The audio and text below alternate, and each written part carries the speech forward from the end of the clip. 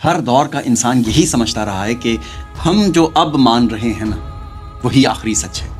ایک زمانہ تھا، آپ کو یاد ہوگا، کہ لوگوں کا یہ یقین تھا کہ زمین ساکن ہے، اسٹیٹک ہے، سورج چاند ستارے آسمان سب زمین کے گرد گھومتا ہے، اور اس یقین پر سوال اٹھانا جرم تھا. پھر گیلیلیو آیا، اس نے کہا بھائی کیا ہو گیا، زمین ساکن نہیں ہے بلکہ زمین گھوم رہی ہے.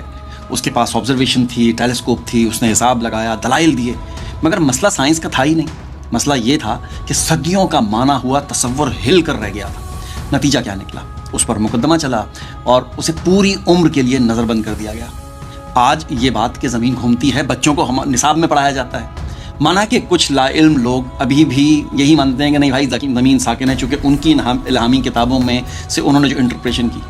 لیکن ان کے ماننے نہ ماننے سے زمین گھومنا بند تو نہیں ہو سکتی ہے. بھائی ایک اور مثال لیجیے. ایک زمانہ تھا نا کہ پرنٹنگ پریس حرام تھا.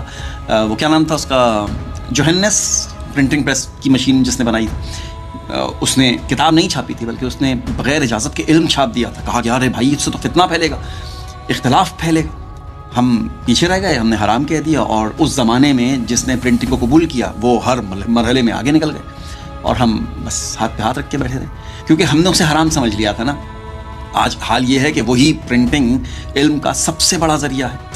ایک وقت تھا لاؤڈ اسپیکر کو بدعت کہا جاتا تھا، حرام کہا جاتا تھا. یہ تو کل کی بات ہے، ہمارے زمانے کی بات ہے. ہم رائے بند جایا کرتے تھے تبلیغی اجتماع میں، تو وہاں پہ لقمے سے اذان نمازیں ہوتی تھیں. آج کا پتہ نہیں مجھے، آج اس کے بغیر اذان نامکمل سمجھی جاتی ہے. بھائی ریڈیو کو دیکھ لیجیے نا، شیطانی آلہ ہے. آج اس ریڈیو پر سب کچھ ہوتا ہے. ٹی وی فحاشی کا اڈا تھا نا، آج اسی ٹی وی پر ہر وہ بندہ نظر آتا ہے جو اسے حرام کہا کرتا تھا. تصویر حرام، سب سے بڑا فتنہ. آج ویڈیو اور تصویر کے بغیر کوئی کام ممکن ہے ہی نہیں ہے. میوزک کو ایمان کا دشمن کہتے تھے لوگ، آج وہی آواز، نعت، ترنم، بیک گراؤنڈ میوزک سب قبول ہے. انٹرنیٹ کبھی کہتے تھے فحاشی ہے، اس کی کمائی حرام ہے. آج ہر بڑا عالم اپنا یوٹیوب چینل کھول کے بیٹھا ہوا، کمائی بھی جائز ہو گئی ہے. بھائی داڑھی کو دیکھ لینا، داڑھی ایمان کے ناپنے کا پیمانہ قرار دیا گیا تھا. اتنی ہونی چاہیے ورنہ نماز نہیں ہوگی، امامت نہیں ہوگی، وغیرہ وغیرہ. آج آدھی دنیا بغیر داڑھی کے نماز پڑھتی ہے، درس بھی دیتی ہے، نماز بھی پڑھاتی ہے، اور لاکھوں لوگ ان کے پیچھے نماز پڑھتے ہیں. دین وہی ہے، قرآن بھی وہی ہے، قبلہ بھی وہی ہے، بس بدلی ہے تو تشریح بدلی ہے، انٹرپریشن بدلی ہے. اور آج ہم پورے یقین کے ساتھ کہتے ہیں کہ بینکنگ حرام ہے، سود حرام ہے، مارگیج حرام ہے، انشورنس حرام ہے، فائننس حرام ہے. ممکن ہے آج ہم درست ہوں، بلکہ ہم ہیں درست، ظاہر ہے کسی چیز کو حرام کو حلال تو نہیں کہہ سکتے، مگر تاریخ ہمیں یہ بتاتی ہے کہ یہ جملہ بڑا پرانا ہے. قوی امکان ہے کہ آنے والے وقت میں ان معاملات کو کسی نئے اصول اور نئے فریم میں دیکھا جائے، اور آج جو چیز ہمیں ناقابل تصور نظر آتی ہے کل وہ حلال بن جائے. کیونکہ تاریخ یہ نہیں دیکھتی ہے نا کہ نیت کیا تھی، بلکہ یہ دیکھتی ہے کہ کس نے اپنی تشریح کو آخری سچ مان لیا تھا. آج تاریخ کا سب سے سخت قانون یہی ہے کہ جو معاشرہ یہ ماننے سے انکار کر دیتا ہے کہ ہم بھی غلط ہو سکتے ہیں، وہ ہر بار سچ کے سامنے کچلا جاتا ہے.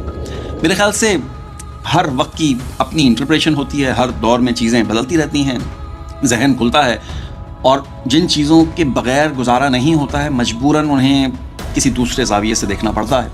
اور ہو سکتا ہے کہ جو چیزیں آج ہمارے لیے سخت حرام ہیں نا، جیسے کچھ چیزیں آج سے 20 سال پہلے تک سخت حرام تھیں لیکن آج اس پر کوئی بات ہی نہیں کرتا، وہ سب حلال ہے. ہو سکتا ہے آنے والے کل میں جو چیزیں آج حرام ہیں وہ حلال ہو جائیں. بھائی تاریخ تو ہمیں یہی بتاتی ہے اگر آپ تاریخ پڑھیں تو، باقی اللہ زیادہ بہتر جانتا ہے. ہم ہر چیز کو انٹرپریٹ کرتے ہیں اس زمانے کے حساب سے. جیسے 200-300 سال پہلے انٹرپریشن کچھ اور تھی الہامی کتابوں کی، آج کچھ اور ہے.